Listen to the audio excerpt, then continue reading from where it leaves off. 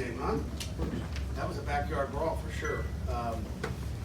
First of all, let's just start with the fans in that stadium today. That place was electric. Pitt fans showed up like big time. It's kind of real upset the night before, and I heard there was going to be 75% West Virginia fans, which I knew. ESPN had some bad facts, but they disrespected our fans, and our fans showed up. They were unbelievable all day today, so I thank them first of all because they were critical in the victory. Overall we got the win. We knew it was going to be 4 quarters. We knew it was going to be a brawl. I told our guys 3 days ago, be prepared for 60 minutes. It wasn't going to be at halftime, going to be under our belt. And our kids believed, they trusted each other. It wasn't easy. There was adversity back and forth, taking the lead and getting, whatever it may be. And, probably the play of the game was MJ Devonshire, that pick that he had, took it to the house. I mean, that guy was running. I mean, he was fast. That was one of the nicer ones I've seen, and that was a big time play. He wasn't going to be denied. But we got a lot of things to clean up. Openers are like that, regardless of who you play. When you play a game like that, a rivalry game, a Power 5 team, and again, I'll give West Virginia credit, a good football team. JT Daniels is a good football player, really accurate passer. But in the end, our guys made enough plays to win. We did some stuff out there that doesn't make me happy, but the great thing is you get a win and you make your biggest improvements between week 1 and week 2. So we'll make those, and we got a couple extra days here to prepare for a really good Tennessee football team coming into Acrisure Stadium. So questions? How would you evaluate how Keaton played? You know what? I thought he was a little late with the ball at times. I mean, 16 to 24, pretty good. I think 1 TD, 5 sacks. Don't like the sacks, but we'll look at that. Why? What? Don't like the sacks at all. Was a little disappointed with our run game, but it's openers. And again, sometimes you don't know what front you're going to get. You don't know what you're going to get. But we got to do a better job. Our whole offense, that coach will be better. Apologize. They're apologizing after a win. We got some great kids, and again, that was a good football team you beat, and give them some credit. But it was a heck of a ball game. But we made the plays when we need to. Not very often do you win a game, with a block punt. Okay, let's just start there. I mean, you got a block punt one, and you go back and through all the different situations. We'll talk more on Monday, with the local media. But you don't win a game like that. And the punter thought he had more time than he did, and we call it artificial hang time. But he's got to get that ball off, and we'll look at the tape. But we were going the right way. But again, there's a rookie punter. That's his first football game he's ever been in. I mean, he's over playing, Australian, whatever. It's good to get that under his belt. Ben Sauls was outstanding, 100%. So I was happy to see him play well. And questions? Coach, did you know Rodney Hammond had a great night running and catching? Did you know he ran that aggressively in the past? Oh, no question about it. The local guys here can tell you. Rodney's a football player. Izzy, came on. He's another guy. He's like, Coach, I started slow, but he came on, which he did. But it's great when the kids are telling you, hey, I didn't do it good enough, I wasn't good. But Rodney came in there and he runs hard, but he's a bull, and that's no surprise to the locals. Pat, what was it about their zone runs that seemed to slow you guys down? Typically, you guys have an aggressive run defense, and it seemed like you guys were more hesitant tonight. Chris, I'm hot. Okay, I'm hot. That doesn't usually happen. I'm not happy. I'm not happy about our run defense. We'll get it cleaned up, and we'll see. Again, we got 2 young outside linebackers playing the first game. I think for the most part, probably Sebastian was good inside, but we'll clean that up. That's a fact. I'm in charge of that. Can you speak to the job that your guys, your pass catchers did, and run after the catch department that you got today? Yeah, they did. Yeah, they did a great job. We missed some shots. I mean, Bub Means got a big time. He's made those plays so many times in practice. I mean, we had one, probably on Monday or Tuesday. It was like beautiful, like this, and we just didn't make as many plays as we needed to. We got to make a couple of those shots and loosen them up. When you don't make those, they're not scared of it. So. I was happy. You look at Kanate had 5 catches, 71 yards. I don't see a lot of yak. I guess Jared Wayne was had a heck of a play. Wanted to see him get in the end zone, but it was a heck of a play and scored off that. So the Hammond one too, where he set up his own. Rodney Izzy had one across the middle down. I think on that last touchdown as well. So some of those short passes were good. We got yak. Pat, what's it say about your team where in the second half it felt like the defense just had nothing going right for it, for them to come up and make that big stop there at the end, on 4th down to get those sacks and really put a bow on this one?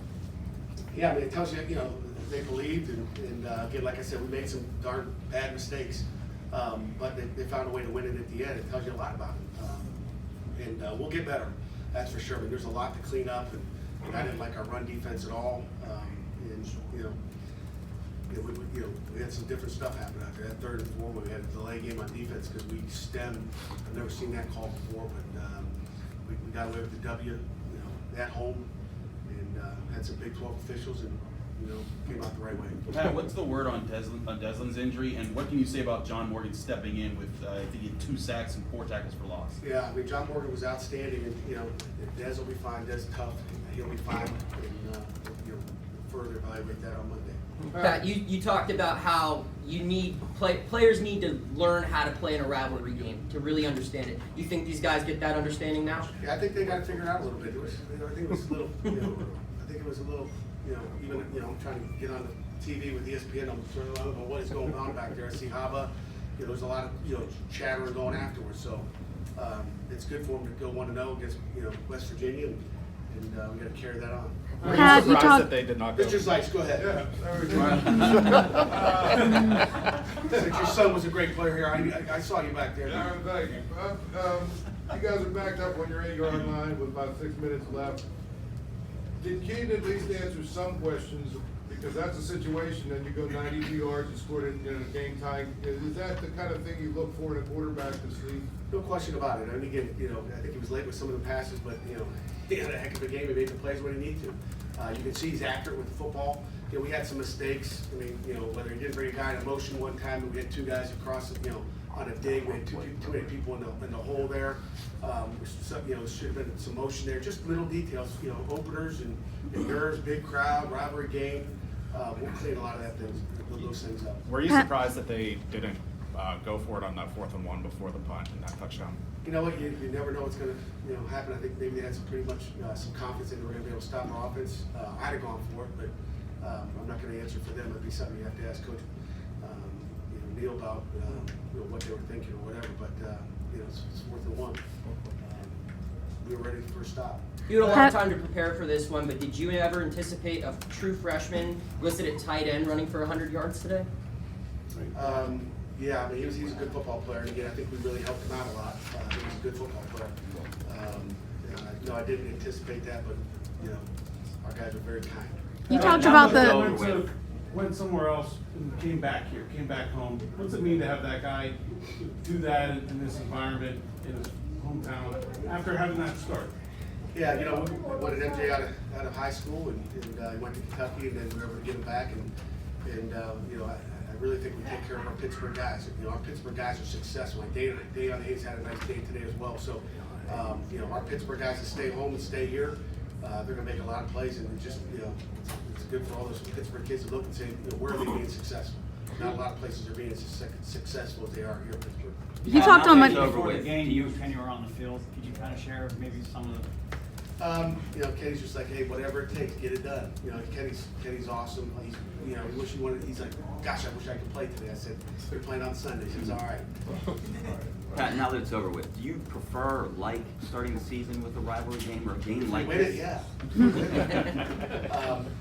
Like I said, it's hard in the opener. It's hard for West Virginia. It's hard for Pitt. It's not easy. You don't know what. I mean, I hate watching tape from USC and West Virginia spring game. You just don't know what you're going to get. It's so much easier to defend people.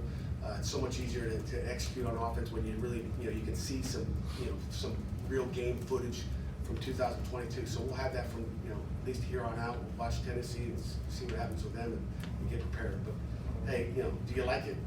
You'd like to clean it up. And, you get the win against a good football team. We'll take it. Pat, what did you see in Israel Abanikanda? He struggled early in the run, but he has that catch and run at the end of the game in the 4th quarter that got you guys such a huge play. Yeah, we'll watch the tape to see. I mean, it's hard to say, did he do something, or was it the line blocking? What did we do up front? We'll look. We had a tight end out today that really changed some of our personnel. Carter Johnson was, he was there for Friday walkthrough and didn't make it to the stadium. He was in the hospital last night with an infection. I think he's going to be fine, but Carter, he texted me saying, Coach, let's get this win. So he's good right now. He'll probably be out of the hospital tomorrow sometime. But that kind of hurt us a little bit not having him because he's a good football player. You talked on Monday about your guys being juiced up, but also needing to maintain their composure. Do you think some of the penalties tonight were like from lack of composure, or? Yeah, I mean, there was some, I know when we go back and watch the tape, there was some kicking and punching going on, and our guys actually did a pretty good job. There was a lot more going on, and our guys, really did a pretty good job. I don't know what happened with Marquez Williams on the one. They said he cut somebody. But corners don't want to be laying on the ground. Never done it in practice, so supposedly he slipped. So we'll look at the tape and clean up whatever we need to. But we talked about composure, and I think we had one Haba in the end zone, had unsportsmanlike conduct, which he's got to clean up, and again, we'll see the tape. But there was a lot of trash talk going on out there for sure. That's, I guess, what it is. Why don't we take a couple more, then we'll get to our player representatives, right? Yeah, Coach, the thoughts on Devonshire, not just getting the interception, but doing what it took to score the touchdown. Wow. All I say is wow. I watched him, and he caught that thing, he was going. And, he's had some great punt returns in the day. He's one of our punt returners as well. That makes you want to put him on punt return because, he took that one. He was running 4-3 for sure. It was impressive. Was Carter's absence, did that force you guys to play more 6-7 offensive line sets? It did. We had that in our package as well, but that was, one of the probably reasons that we didn't do as much as what, just put the tight end in the game. We didn't want to wear Gavin out. So that was obviously one of the reasons. Coach, this game, I think felt a lot like the 2016 game against Penn State, two arch rivals facing each other for the first time in a long time. How would you compare this rivalry game with that one? They're both big-time rivals. We'll play Penn State anytime they want to. We'll play West Virginia. We got West Virginia for another 7 games. So we're excited about that. Heather Light's done a great job getting that scheduled, and probably next year we're playing the 3rd game of the season, so it won't be an over. And they're all the same. Football game's a football game. Coach, thank you very much. Thank you. Reps at the